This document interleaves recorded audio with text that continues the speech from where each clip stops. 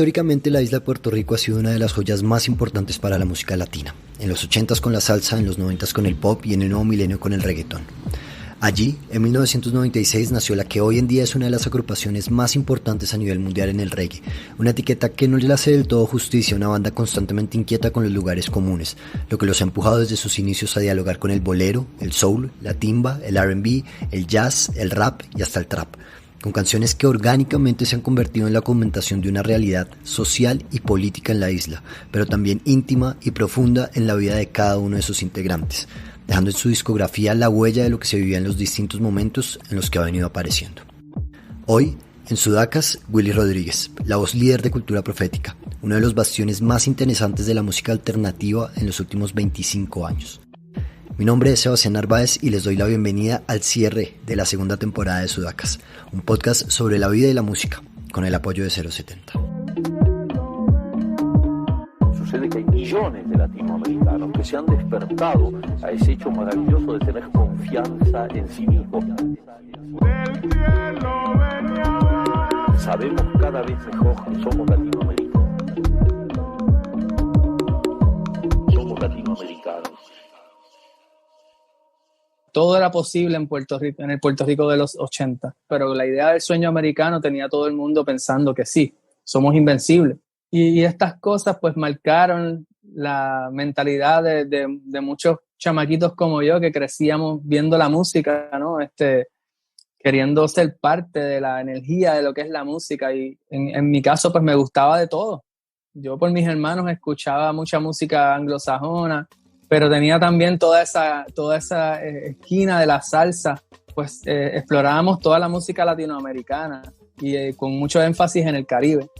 Creo que eso, más que nada, fue la dicha de vivir ese tiempo en Puerto Rico, ¿no? De crecer en ese tiempo, tener tantas posibilidades para un niño, para uno influenciarse de todo un poco. Oye, ¿cómo es? Siente cómo va, que suena de todo tiempo, siempre con firmeza. Oye, ¿cómo es? Siente cómo va, en el repique es que está la certeza. Oye, ¿cómo es? Siente cómo va, de que la raíz crece profundo y no cesa. Oye, ¿cómo es? Siente cómo va, siente la cadencia de claridad. Oye, ¿cómo es? Siente cómo va, que la música recoge el pin. Yo me acuerdo de un video de una presentación en la Universidad de Puerto Rico, me parece, donde estaba Cultura Profética todavía empezando, supongo como en sus primeros años, y tú tenías un discurso en ese momento como de lo que es nacer en un país libre asociado, ¿no? Y entonces era la crítica de ser parte de Estados Unidos, pero no tener tampoco como los privilegios quizás que supone ser parte de un país primermundista, ¿no? Como de además ser como el barco, pues como el gran hermano y el gran poderoso a nivel económico en el mundo. ¿Cómo lo viviste tú con la banda? La conversación política de Puerto Rico es tan fácil como complicada. Digo fácil porque cualquiera que conoce la historia específica de cómo se acomodó todo, entiende que nosotros seguimos siendo una colonia y que nuestra relación con los Estados Unidos es absurda, que simplemente nos pusieron un nombre de Estado Libre Asociado para disfrazarnos de algo diferente cuando las Naciones Unidas o las naciones en general condenaron las colonias en el mundo. Y bajo el Tratado de París nosotros somos, como quien dice, esclavos, punto. Ellos hacen con nosotros lo que quieran. Pero eso fue cambiando en el tiempo y bueno, le fueron poniendo como un poquito más bonito, ¿no? Y pues añadieron la democracia a la situación como para hacerlo parecer un poquito mejor, pero económicamente es una relación injusta. Entonces, nosotros como chamacos jóvenes, dándonos cuenta que teníamos que autoeducarnos para saber de qué se trataba nuestra realidad, entendíamos que hacía falta hablar sobre esto en música, porque la música es un arma muy importante. Y pues nos dedicamos a eso desde el arranque. Era una necesidad fisiológica, ¿sí? Era como que esto hay que hacerlo, punto, no hay duda, ¿no? Pero obviamente eso nos cerró muchas puertas y pues nos puso sellos específicos, porque si tú hablas de un bando, pues tú eres del otro bando, y pues la gente le encantan los bandos, ¿sí? Mucha gente no te contrata por eso. No es música que tú quieres escuchar para bailar en Navidad. ¿no? En algunos lugares nos contrataban porque estábamos pegados en la juventud, pero no querían que cantáramos ciertas canciones. Al escoger hablar de realidades incómodas y que contradicen la narrativa colonial desde hace tantos años, sabíamos que no era una música que iba a tener éxito. O sea, no lo hacíamos pensando en la fama y en el dinero. Lo hacíamos pensando en que hacía falta una voz. Era como sudar, como vomitar, ¿no entiendes? Una necesidad.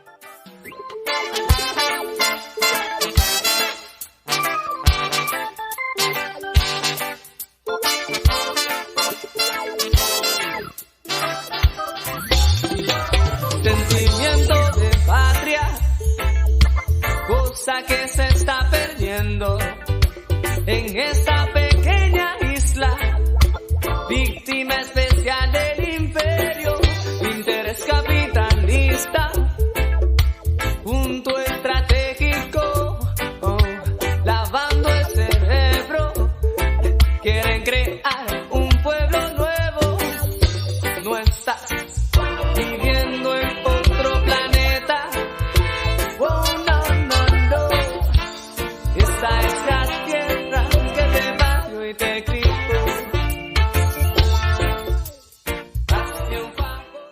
Devolvámonos un segundito a esa relación que viene con una realidad, con una música, pero que también siento que se detona como por diferentes cosas. A veces es la familia, a veces es el grupo de amigos, a veces son como situaciones o circunstancias que existen en ese punto. Cuéntame si de alguna manera cuando estabas como en ese proceso de tu adolescencia, venía de la casa, de dónde venía también ese despertar quizás, ¿no? ¿Cómo fue en tu caso? ¿Era algo que venía de tu hogar, de tu familia puntualmente? Pues mira, eso es una buena pregunta porque no fue de mi casa. Eso venía más de la escuela. Y es que tuve la dicha de estudiar en la universidad, en la escuela de la Universidad Pública de Puerto Rico, la UPR, que tiene una escuela modelo en la cual los estudiantes de la universidad que quieren ser maestros pues van a hacer su práctica allí y que se experimenta con nuevos métodos de educación. Entonces, pues es gratis porque es pública, pero es de educación superior y tuve la dicha de estar ahí conocí la música, ahí conocí muchas de las ideas que siguieron siendo parte de mí de ahí en adelante, ¿no? Y pues en mi casa todo lo contrario, mi mamá y su familia, casi toda, no toda, pero la gran mayoría, siempre han sido del Partido Nuevo Progresista, que es el partido que quiere ser un estado de los Estados Unidos. Y mi papá era del Partido Popular Democrático, que son los que creen en el Estado Libre Asociado y que la situación se quede más o menos como está con los Estados Unidos. Sí, esa búsqueda era necesaria para mí al ver las discusiones absurdas en la casa.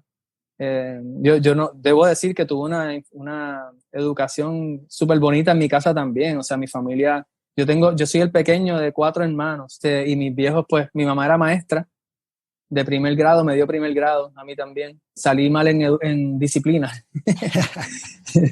Ahí viene como un tema que a mí siempre me ha parecido muy particular y es que generalmente en esos hogares, bueno, por lo menos acá en Colombia, el tema de la música y dedicarse a la música es como, pues es una discusión complicada, ¿no? Como que los padres casi siempre están buscando que sus hijos sean ingenieros, médicos, abogados, bueno, todas estas profesiones como que culturalmente han sido como establecidas como el deber ser de un joven. Pero entonces en tu caso no solamente tienes como una idea contraria políticamente a tu familia, sino también tienes como esta situación en la que te quieres dedicar a la música. Quiero que me cuentes cómo fue ese proceso y esa conversación con ellos, un poco de lo que ellos, y si ellos estaban como conscientes de que su hijo estaba generando estas letras que estaban hablando de este cambio, como de la conciencia, y cómo llevaron esa conversación entre ustedes, entre la familia contigo. Pues mira, yo creo que soy dichoso, porque, bueno, igual, pues mi mamá se hizo maestra desde los 19 años, muy joven. Mis viejos son del mismo centro de la isla, Orocovis, donde eran muy pobres y pues se hicieron ellos mismos. Mi papá mudó a casi toda la familia de mi mamá para San Juan, porque él empezó siendo zapatero, trabajaba en una tienda de zapatos, no era zapatero. vendía zapatos y se hizo gerente de esa tienda muy joven y de ahí siguió escalando hasta que hizo su propio negocio. Pero estamos hablando de una persona con un grado solamente de escuela superior. So, yo creo que teniendo en claro su realidad, tampoco me exigían o nos exigían tanto a nosotros como hijos. Y yo lo que pasa es que di con la música desde muy niño. O sea, yo era atleta. Antes de ser músico, pensé que toda mi vida y lo que iba a hacer era correr. Iba a ir a las Olimpiadas o lo que fuera, porque era el más rápido en mi escuela y todo se basaba en eso, en corretear para arriba y para abajo, ¿no? Pero a la que conocí la música y mi familia empezó a ver la facilidad que yo tenía y el amor que le tenía, porque no soltaba la guitarra, estaba para arriba y para abajo con la guitarra siempre, y empecé a crear como un grupo de gente alrededor que siempre pues estaban conmigo, ¿no? Y creían en mí. Sí había la preocupación, más que nada, de los temas, tanto los temas políticos como el tema de la marihuana. A mi mamá le causaba mucho miedo que me fuera a dañar la vida simplemente por fumar. Si tú quieres hacer eso, pues lo hiciste, pero ¿por qué quieres cantar de eso también? ¿Y por qué quieres ponerte en posiciones tan incómodas? Pero nunca había no debes hacer esto, ¿no? Mi mamá siempre me apoyaba. Y eso se me quedó ahí, ¿verdad? Pero fue como más o menos un año después que en verdad empecé a darle bastante a Bob Marley, como que seguí buscando, porque ya conocía a Bob Marley, ¿no? Pero como interesarme en la cultura específica, pues me tomó un poco más. Y cuando me empecé a interesar de lleno fue más que nada por la cuestión de la vuelta a la naturaleza, ¿verdad? De vivir una vida más en contacto con lo que es uno de verdad. Pero una cosa es ver la idea, ¿verdad? Estudiar la idea, y otra cosa es vivirla. Y cuando fuimos a Jamaica, pues me choqué con este muro, primero racial, cual pues obviamente pues tú llegas allí, tú eres extranjero, pues tú no eres de aquí, te quieren sacar dinero, te ven como que así, este chamaquito, estos son blanquitos, y yo así como que, oh, que tú me ves pálido, pero somos boricuas, somos vecinos. Yo tenía a mi novia, era parte de Cultura Profética, es la primera corista que tuvimos. Había rastas que nos estaban discutiendo de por qué ella estaba incluida en el grupo, por qué ella fumaba con nosotros, que las mujeres se supone que se queden en la casa. Y pues nada, cuando empecé a ver los dogmas ahí, realmente dije, no, realmente esto no es para mí.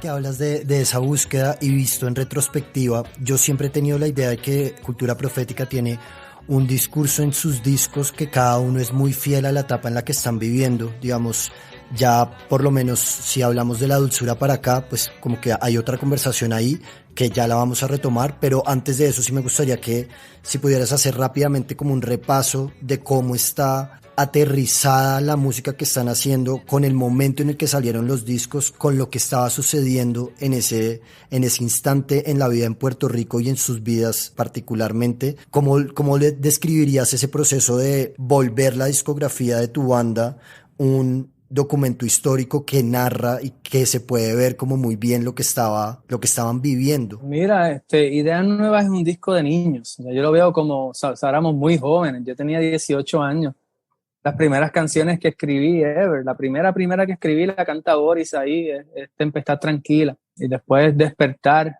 Jamás nos imaginábamos que una canción como Despertar iba a sonar en la radio de Puerto Rico. Una canción que dice sentimiento de patria, cosa que se está perdiendo en esta pequeña isla, víctima especial del imperio. Uh-huh. Interés capitalista, punto estratégico. O sea, ese tipo de cosas para nada pensamos que iba a sonar en la radio. Otro tema como Fruto de la Tierra en el 98 sonando en la radio de Puerto Rico, una canción que habla puramente, netamente sobre la marihuana. O sea, eso no era algo que nosotros podíamos predecir. ¿no? Y para ese tiempo, pues esto era súper atrevido, era muy, muy atrevido. Y hasta fue bien loco porque la gente que sí quería ese discurso, que ese discurso se escuchara, no les gustaba en principio que viniera de nosotros porque no estábamos tocando música autóctona. Y eso fue una crítica muy heavy cuando salió el primer disco. Entonces ya Diario fue ese primer disco que me propuse hacer bastante personal. Era como escribir un diario personal, no diario de periódico, sino el diario el que tú tienes en tu casa y escribes tus ideas. Pero sí respondía a muchas necesidades de nuestra vida como puertorriqueños, y la idea del colonialismo siempre estaba bien, bien clara, ¿no? De cómo el puertorriqueño es usado como carne de cañón en la mayoría de las guerras gringas. Y todas esas ideas siempre estuvieron muy claras ahí en cada uno de los discos. Ya el disco Mota llega en un momento en el que perdemos a nuestro primer músico fundador, que perdemos en el camino, ¿no? Esa fue una pérdida muy grande, Iván Gutiérrez, que era mi mejor amigo desde los 5 años. Estudiábamos juntos en la escuela. Él era un virtuoso, tocaba piano desde los 3 años. Y él compuso muchas de esas canciones conmigo. Él y yo éramos como las cabezas de las composiciones de casi todo el principio de Cultura. Y había gente que nos seguía hace un tiempo que pensaban que no íbamos a poder ser más sin él. Y nos fuimos para México buscando dónde salirnos del insularismo, de vivir en una isla tan pequeña, ¿no? So, el disco Mota nace de nosotros vivir fuera de nuestra isla, fuera de nuestro confort, y pues ir por ahí así todos juntos en una casa y todos juntos viajando para arriba y para abajo, tocando por toda la República Mexicana.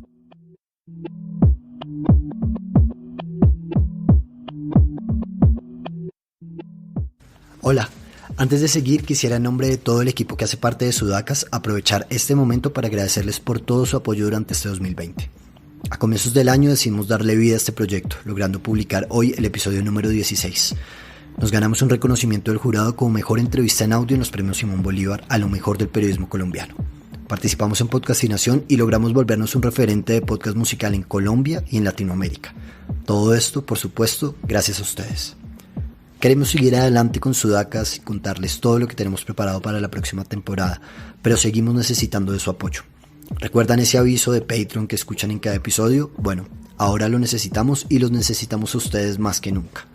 Pueden hacer sus aportes y recibir sus recompensas visitando patreon.com/sudacaspodcast o siguiendo el enlace en la descripción de este episodio. Las personas que han puesto su talento a disposición de este proyecto y yo se los agradecemos enormemente. Y de paso también queremos mandarle un abrazo y mucho cariño a Nicolás Santos, Natalia Castillo, Felipe Narváez, Luisa Fernanda Uribe, Mariana Santos y Cristian, que han creído en esto.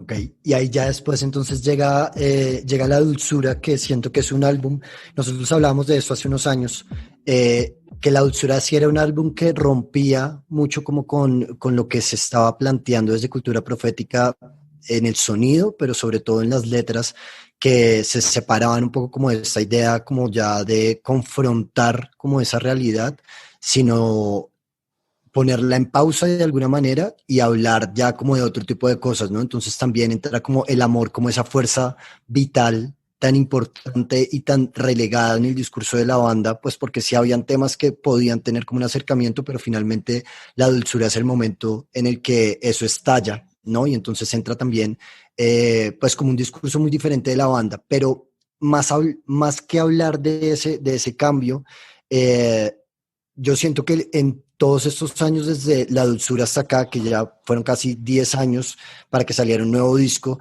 la gente, uno, estaba pidiendo pues nuevas canciones, dos, estaba exigiendo como que volvieran, o sea, como que dejaran el romanticismo y volvieran a la idea como del discurso social fuerte. Y tres, la gente también estaba exigiendo un poco como que se volviera al reggae de algún modo, ¿no? Entonces siento yo que siempre va a haber como esa radicalización de los fans que quieren como siempre mantener como a las bandas dentro de un esquema como súper cerrado y que no haya evolución, que no haya experimentación, que no haya como crecimiento de algún modo. Pero finalmente todas esas luchas siempre se estaban viviendo y quiero que hablemos un poco como de esos 10 años en los que salió muy poca música nueva, porque sí salieron temas obviamente, pero finalmente la reacción de la banda a lo que estaba sucediendo en el mundo estaba en parte en esas canciones, pero estaba sobre todo en el discurso. Y me acuerdo mucho de verte en Rock al Parque, eso fue 2018, creo, 2017. Bueno, como con el discurso de ahí estaba como Saca, Prende y Sorprende, pero sobre todo también había como un empoderamiento de las movilizaciones sociales en ese momento. Cuéntame cómo te preparabas tú para sí hacer el show que siempre haces con la banda, pero sobre todo sí llevar un mensaje que fuera contundente y que dijera también lo que estaba pasando, ya fuera en ese país o fuera en Latinoamérica o en el mundo. Mira, que primero quiero decir un poco sobre la cuestión de la dulzura, porque algo que la gente no entiende es que esto siempre estaba pasando. Temas como de antes, donde no alcanza mi verso, un deseo, eran de los temas favoritos en vivo. Entonces simplemente La Dulzura vino a ser un disco que conceptualmente trabajaba esa energía en general. Como que muchas veces la gran mayoría de las personas no escuchan por sus propios oídos, necesitan que alguien más les diga, esto está bueno o esto no está bueno, esto es tal cosa, y tienden a crearse definiciones sobre las cosas basadas en lo que le dicen los demás. Esto que pasó así, de este revuelo que pasó con La Dulzura, fue en parte lo que me hizo no querer escribir por mucho tiempo. Qué sé yo, siento que los medios sociales tienen también una cuestión bien loca en el cual se manipula la información de una manera que la gente se cría basando sus ideas ¿cómo se llama? En encabezados de Facebook. Ya después de esto, pues sí, me tomó mucho tiempo como que caer en una onda, me puse reacio. Y yo soy, este tipo de personalidad que tengo, es como de que si tú me dices, haz más reggae, pues quiero hacer menos reggae, en verdad. Entonces, pues había ese sentimiento de que, no, hay que hacer esto, hay que demostrar, hay que contrarrestar estas críticas. Y yo, como que, ¿por qué? Que no, o sea, cuando un músico tiene que hacer algo para contrarrestar las críticas, bro, o sea, entonces no estás seguro de qué es lo que tú quieres ser y qué es lo que tú eres como persona, ¿no? Me tomó también poder encontrar otras maneras de enfrentar las temáticas, ¿no? Y no sentirme que las tenía que forzar, porque nunca sentí en mi vida que tenía que forzar algo, la música viene sola, ¿no? Pero creo que lo mejor que pasó en todo ese tiempo fue la madurez. Creo que eso hizo que también hubiera canciones más efectivas, no sé, canciones que no te cierran la puerta, que te dejan entrar, aunque sea un tema incómodo para ti, ¿no? Y creo que eso es lo que hemos logrado con el tiempo. Ahí hay algo que me gustaría retomar de eso último que acabas de decir sobre la realidad que estaba narrando Cultura Profética a través de todas sus canciones y cómo volver a esas ideas y hablar otra vez de ese tema cuando ya se había hecho como hacía 20 años.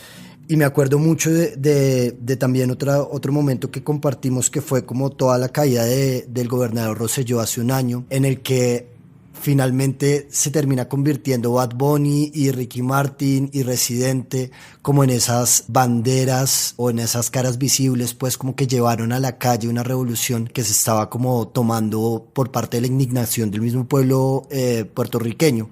Y en su momento yo te decía como, bueno, ¿cuál es la participación? O sea, Cultura Profética siempre ha estado en estas discusiones y lo ha venido narrando, y son cosas que son cíclicas, porque esas denuncias que se hicieron hace 20 años siguen sucediendo en la isla. Finalmente, ¿cuál es la importancia de que sean otras caras las que estén ahí al frente? Y en ese momento me acuerdo mucho que tú me decías que Cultura ya le había llegado a la gente a la que le tenía que llegar en Puerto Rico, y que ya era gente que tiene una conciencia que se había formado a través de sus canciones. Claro, pues mira, así como a nosotros se nos cerraron muchas puertas por estar hablando de todas estas cosas que bueno, yo digo que lo escribí hace 20 años, pero sigue siendo parte de nuestro diario vivir. O sea, así como viste tú en Rock al Parque, cada vez que nosotros hacemos un concierto, siempre viene un tema social de cada país, porque uno está al tanto de lo que pasa en cada país, o está tratando de estar pendiente, ¿no? De saber los procesos de cada país, porque no solamente por tener algo que decir, sino porque esos movimientos en cada país te influencian y te dan posibilidades cuando tú vuelves a la isla de proponer otras ideas, ¿no? Así siempre se trató de eso. En el caso de que se sumara Bad Bunny a este movimiento, creo que eso fue el catalítico y fue demasiado importante, porque trajo a toda esta gente que jamás saldría a la calle a protestar por nada, porque lo ven como algo de los locos pelús de izquierda y ya. Entonces, pues Bad Bunny unió a mucha otra gente que era bien necesaria para que este cambio se diera, ¿no? Hay dos lados de eso, del protagonismo de los artistas en toda esta lucha. Y no es Residente, porque Residente ya la gente sabe de qué se trata, así como nosotros, la gente sabe ya en Puerto Rico de qué se trata la cuestión, no vamos a convocar a mucha gente más. Pero creo que está ese lado, ¿verdad? Que llevaron a toda esa gente, pero también estuvo el lado raro para mí, habiendo salido a marchar tantos años y tantas veces en Puerto Por ver artistas haciendo campañas como políticos, trepados en carroza, con su música sonando por las bocinas, ¿verdad? Los altavoces, y poniéndose como personajes principales de una lucha que es de pueblo. A mí eso no me gustó, me pareció súper de mal gusto y muy oportunista. Y nunca participaría de algo así, no me parece nada bonito. Nosotros siempre participamos desde la gente, marchando como somos, cada uno somos un ciudadano más, ¿no? Y si te encuentras codo a codo con la gente y te dan cuenta que estás ahí, se sienten contentos porque estás ahí con ellos, ¿no? No que te ven en la carroza así como si fueran a votar por ti, pero súper agradecidos con el hecho de que por fin gente que no necesariamente habla de nada político o social en su música, convoca gente al público para las cosas importantes. Y ahí viene de nuevo la discusión. Nosotros hicimos este disco La Dulzura, en el cual hay muy poco contenido social como tal, como la gente acostumbraba a escuchar de nosotros.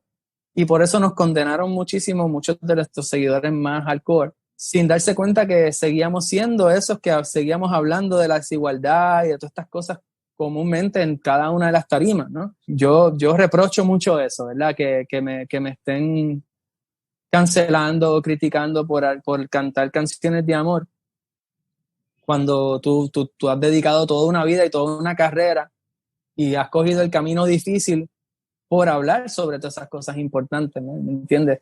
Creo que es súper feo de parte del público ponerte ese sello, ¿no? Y no estar abiertos a ver. Y la gran mayoría de la gente que lo hace es gente que no consume tu música realmente, que no va y no te ven en conciertos, porque si te vieran en conciertos sabrían de qué se trata, ¿no? No estarían creándose estas ideas falsas.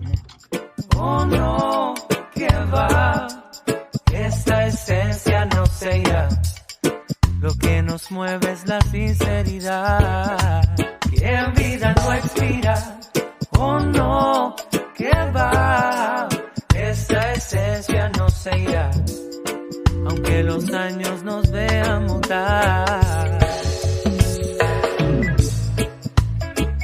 Como un traje en la vitrola, pura pasta, a la aguja al corazón.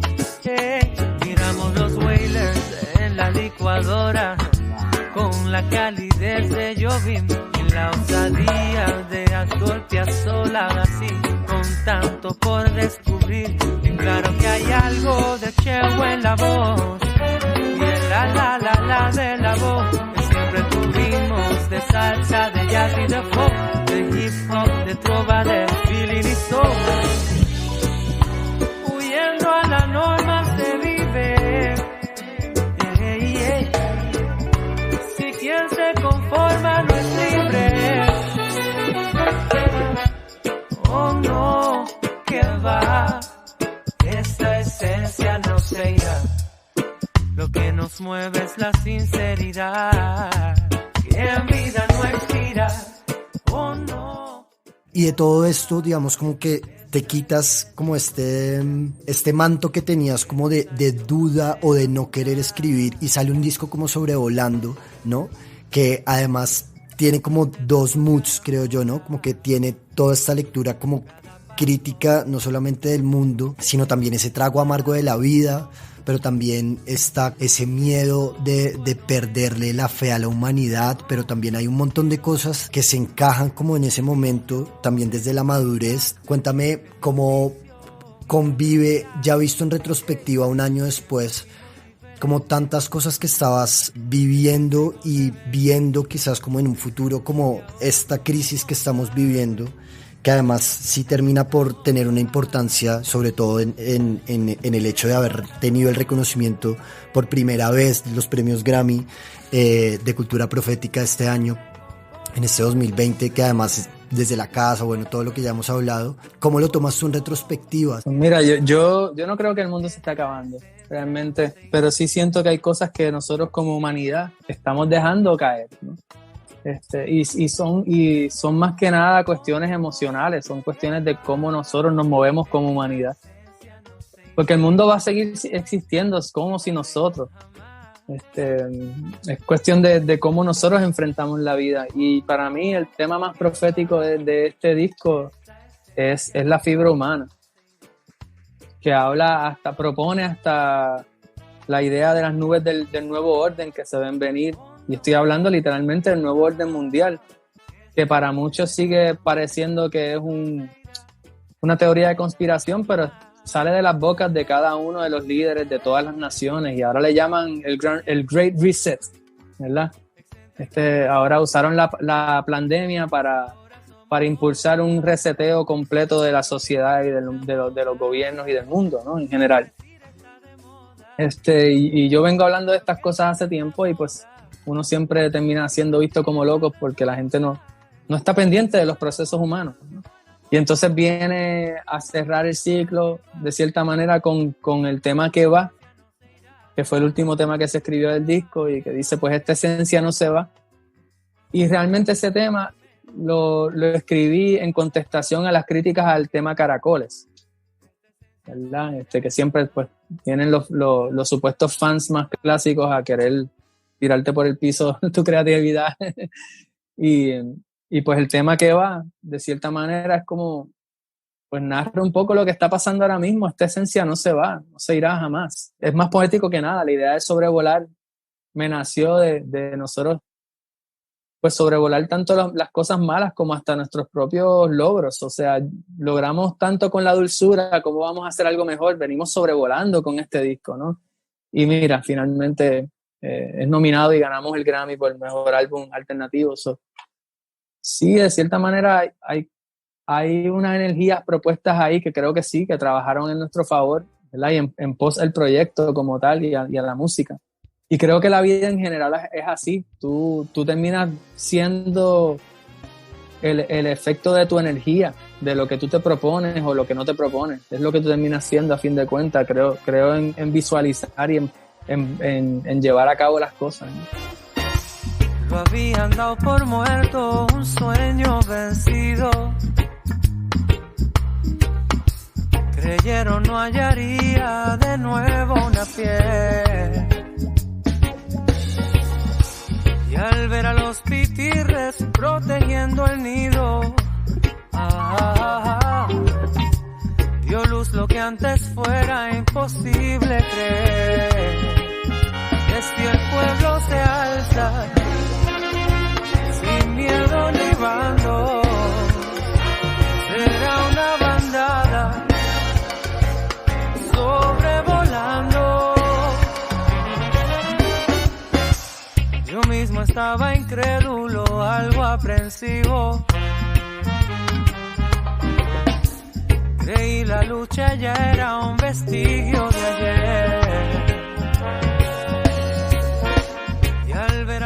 Ahorita la pandemia siento que por un momento sí rompió la idea de que ese disco tuviera más sentido este año en vivo, pero siento que entró la pandemia, rompió con toda esa idea, diluyó quizás como los grandes discos que han salido este año y los ha puesto como en una pequeña cajita que la gente está revisitando de algún modo, pero que no se siente lo mismo cuando está afuera, ¿no? Cuando uno puede ir y decir, es el lanzamiento de Sobrevolando, obviamente vamos a ir y vamos a ver qué está pasando con la banda y qué tiene por decirnos más allá de su música. Visto como ya después de tantos meses encerrados a nivel mundial, en estos meses de pandemia, ¿cuál ha sido tu percepción sobre justamente la incertidumbre, ¿no?, que te queda a ti como artista por decir en ese momento en el que el mundo dejó de ser lo que estábamos acostumbrados que fuera y que nos ha cambiado al punto de que esto ya nunca más va a volver a ser como creíamos que era o que quisiéramos que fuera. ¿Cómo lo sientes tú? Mi mayor sentimiento durante todo esto no ha sido tanto incertidumbre, aunque sí, pues está la incertidumbre de qué va a pasar con nuestra carrera, nuestra vida personal, ¿no? Pero mi mayor sentimiento es el desencanto con la humanidad, mano, porque estamos siendo tan manipulados y a gran escala.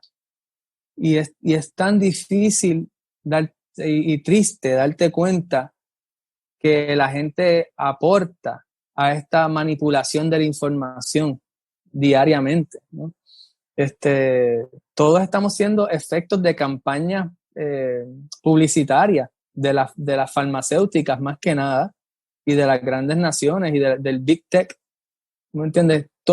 Casi todas las ideas que la gente está compartiendo, la manera en que la gente está viviendo, es exactamente como nos está diciendo que vivamos la industria farmacéutica y la industria de las comunicaciones, ¿no? Entonces es muy triste darte cuenta que en el fucking 2020, ¿tú me entiendes? Estamos tan hipnotizados cuando se supone que seamos personas más pensantes, ¿no? Y cuando creemos que estamos compartiendo nuestro sentir en todos los medios y pensamos que es tan importante lo que decimos y somos tan importantes cada uno en nuestros egos, pero realmente todo lo que hacemos es seguir al pie de la letra lo que nos dicen que hagamos. Es muy triste para mí, eso es lo más que me deja todo este tiempo y me da mucho vértigo, porque las decisiones que se están creando como sociedad nos van a afectar a todos, creas en esto o no. A mí, yo nunca he tenido miedo a que se me caiga la música, por ejemplo, porque a fin de cuentas yo creo que yo sobrevivo como sea, ¿me entiendes? No le tengo miedo a no tener nada porque he estado sin nada y he sido feliz como quiera, ¿no? He sabido comer pan con ketchup y estoy feliz, no me falta nada. ¿Tú me entiendes? Si no hubiese hecho la gran mayoría de la música que he hecho. Si le tuviera miedo a eso, estaría siempre persiguiendo hacer música para poder cobrar, ¿no? Más que una cuestión egocéntrica de que, ¿qué va a pasar con mi vida? Es que va a pasar con la humanidad. ¿Cuándo nos vamos a levantar ante estas dictaduras corporativas y vamos a decir basta ya? ¿Entiendes? Ese es realmente mi mayor miedo. Pues nada, Willy, muchas gracias. Gracias, mano, de verdad, gracias por tenerme y siempre te quiero mucho, bro, en verdad. Sucede que hay millones de latinoamericanos que se han despertado a ese hecho maravilloso de tener confianza en sí mismos. Sabemos cada vez mejor que somos latinoamericanos. Somos latinoamericanos.